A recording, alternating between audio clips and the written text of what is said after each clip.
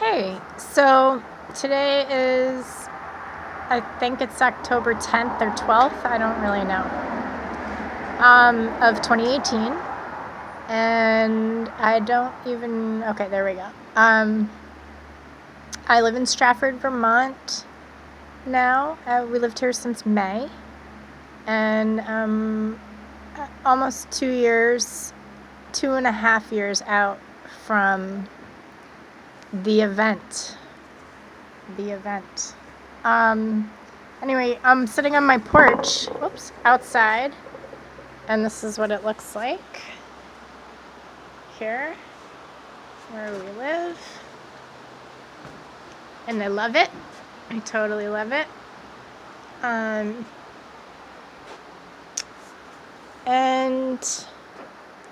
Devin's inside. He'll probably come out and interrupt me. But I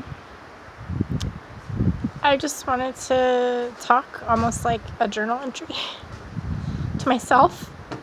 I've got my cup of tea here using Devin's frozen mug that he got for Christmas one year, like a hot cocoa set. Anyway, I had a really fun experience today. I got to ride a bike that was like stationary while I was at law school today, at the Vermont Law School. And the bike was stationary and it was somehow set up to a blender. So the blender, I'm just trying to position myself here so that I'm comfortable. Let's see. The bike powered the blender, and that's not good. And it was to raise money for the energy majors, the energy degree people. And they had like a huge selection of things for smoothies, and I thought it was hilarious. It was $5, and so I did it. And I've only ridden Devin's bicycle, which was super tiny. I think I did it when he was 5. So I still have never ridden an adult bicycle since this has happened. I've ridden bikes for workouts and stuff, but again, only stationary bikes. And so I actually told the people that were running the bike smoothie event, after I did it, I told them what had happened. And I was like so excited, to tell them, and I like telling people because it's almost like it did not happen to me, and I'm so inspired by the idea of it. Like, I don't consider myself to be an inspiring person. I often feel like I'm a little bit of a loser. Like, I have no money, hardly any career. I started very late in life. Only because I got fired from a job did I even find a career that is actually really me. And I rent a house. My parents have been supporting me for so long. I definitely had a period of time in my 30s where I was totally independent, but financially and otherwise. But anyway, I like to tell people because I want to give them something inspirational, but I don't really even feel like it's about me, because I had nothing to do with it. I had nothing to do with getting sick and getting paralyzed, and I had nothing to do with getting better either. It was all just like dumb luck. It's a total crapshoot. Like, who gets lupus and who doesn't is a crapshoot. There's like nothing you can do to prevent it, and there are different treatment options for it, and you can choose those treatment options, whether they're alternative or traditional, or within those two frameworks, and whichever ones you want to do. So I do a mix, but I wasn't making any choices about those treatment options until I was already walking, because I had such a massive brain injury from it. I had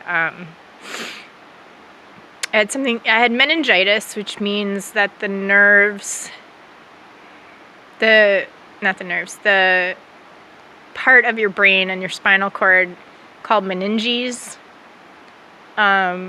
were very inflamed on my brain and spinal cord, and you can die from meningitis. There's viral meningitis, bacterial, and then lupus induced. And I had lupus induced. It was not viral or meningitis. It was like my body attacking itself. So I had nothing to do with that. I had no control over that. And then I had something else called acute disseminating encephalomyelitis.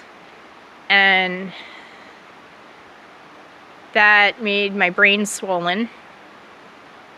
And it caused lesions, like cuts, on my brainstem. Like, on my brainstem. And then I had another thing called transverse myelitis, which was an inflammation of my spinal cord.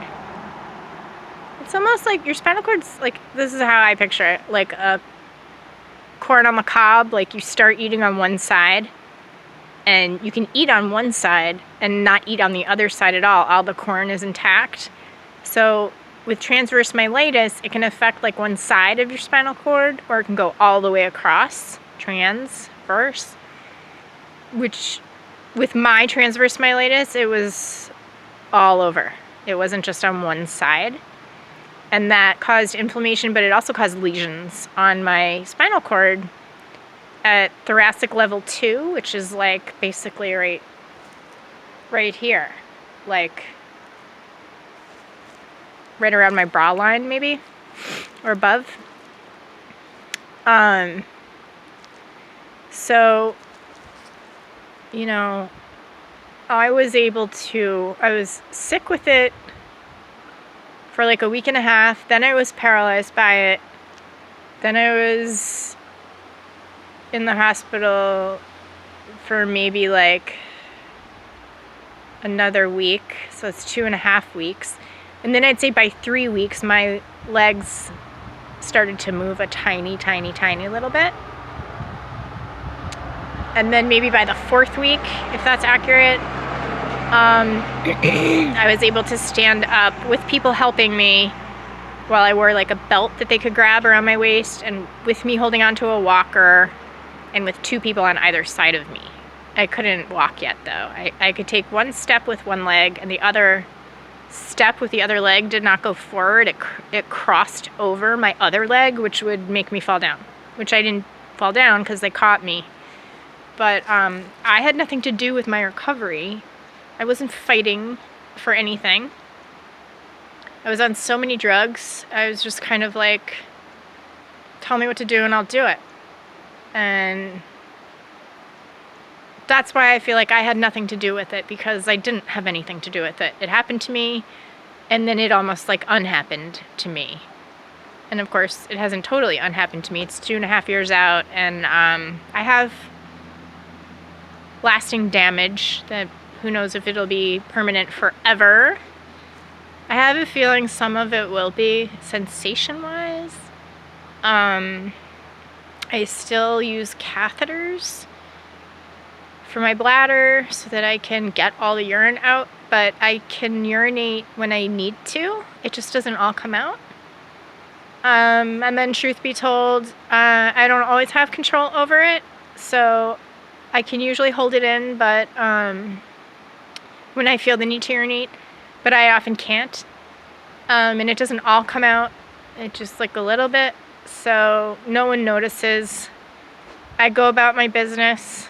I just wear a pad, not even like the strongest strength pad.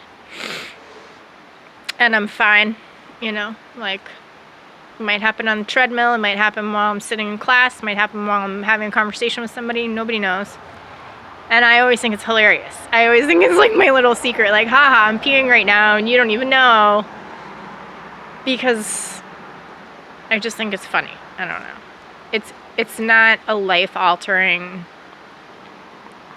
piece of damage as opposed to how it could have been with me being permanently paralyzed. So like I'm very aware of how lucky I am, and I'm also very aware that I had nothing to do with it. Like, nobody wants to be paralyzed. Everyone would work as hard as they could to be unparalyzed if they thought they had a chance. No doubt about that.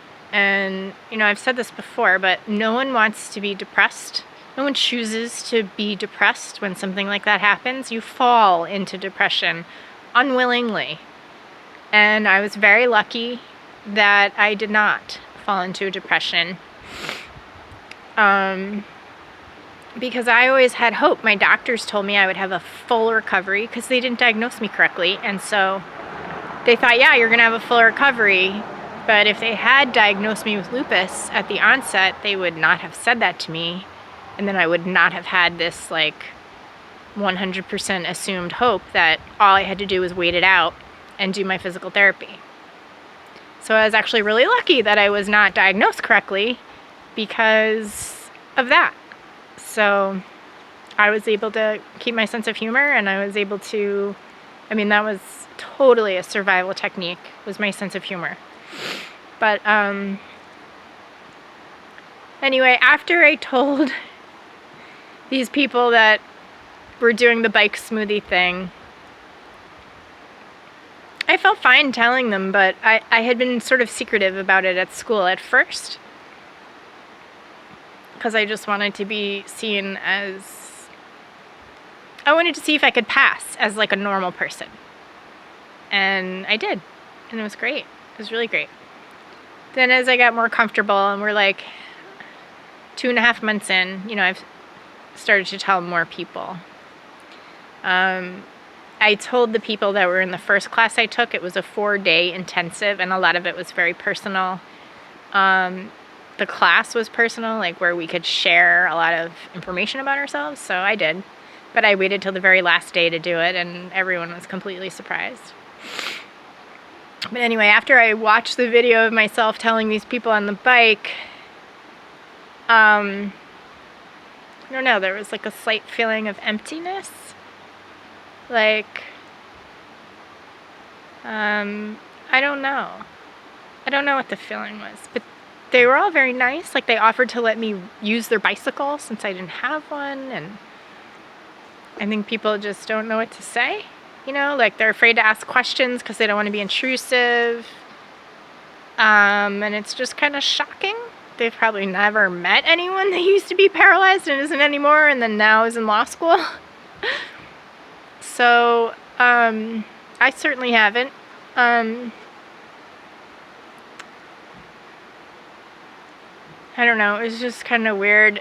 And then I had a fight with my son when we got home. It kind of bummed me out a lot. And I love him, and I'd say 99.9% of the time he only brings me joy and uplifts me. He was a massive part of my recovery, just thinking about him, even though I was away from him for 10 weeks. Except for some weekly visits at the hospital, but, oh, yeah, here he is. Yes? You're on video. Sure, video. What is this? What is it? thing? Alright, what is it? And so... Sorry. Okay, what is it? I would like some pizza to eat. Pizza to eat? Okay, you had pizza for lunch, so I'll think about it. Yeah. Go away, Kira. Don't punch my camera. Alright, go back in, because I'm talking to my camera. And Me the camera. You hit me in the face. Oh, ow, camera. Ow, camera. You're mean. I'll get back at you. go. Please go now. If you want pizza, please go now. It's mean food. Don't walk into the teepee. Dev, please, come on. Okay, so, as I was saying, my sweet child that I love. Hold on. He's being a little sneaky kid. Alright, go inside or the answer's no. I have to threaten him all the time. Else he doesn't listen. Trying to stop doing that. Anyway. I had a fight with him. I let him watch TV when we got home, and he had on a show called like Monster High or something weird like that. Ugh. Hold on. Now he's like, Dev, I would like to give you pizza, so you need to cooperate so that you can have pizza. Show me that you can cooperate. Shut the window. See, I didn't threaten him. I used positive reinforcement that time. So anyway, I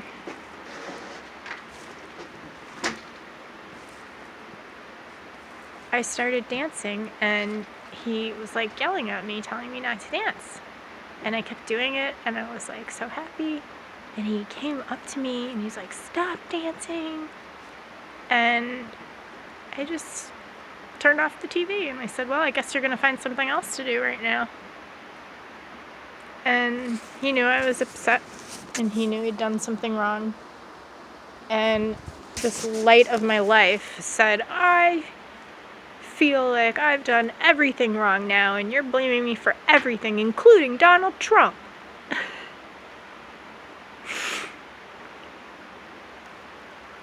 So, obviously I'm not blaming him for Donald Trump's existence, and no one likes it. But, anyway, I gave him some time to chill out. I came out here to have some tea, and Brad's at work. He'll be home later. Today's Friday. Tomorrow, Devin has his very first soccer game. So excited. It's kindergarten through second grade teams. And, that's it. I'm excited to do homework over the weekend. Like, I love my homework. And, I still barely know how to use my camera or like hold my face the right way, because I'm not really into that or do it that much. I just kind of go about my business. But anyway, thank you for listening.